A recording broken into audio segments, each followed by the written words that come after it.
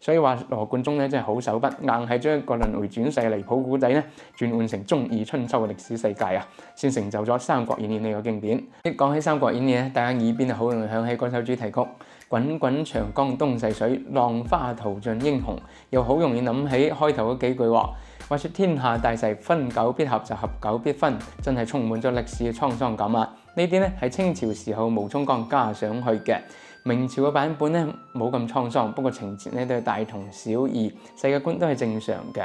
而《三國演義》嘅前身咧，元朝時候嘅《三國志平話》，佢嘅世界觀啊真係令人大跌眼鏡啦！《三國志平話》開篇就寫到，韓信、彭越、英布三個人死後呢，喺地府度投訴劉邦濫殺功臣，最後玉皇就判佢哋4個人一齊轉世投胎。韓信就變曹操，彭越就變劉備，英布就變孫權，劉邦咧就變成咗俾人蝦嘅漢獻帝劉協啦。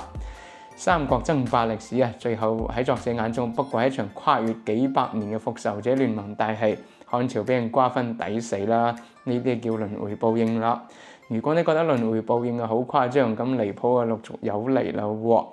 平話作者咧雖然對劉邦冇咩好感，但係又好中意蜀漢喎。蜀漢俾西晉滅亡咗，佢都覺得好唔甘心，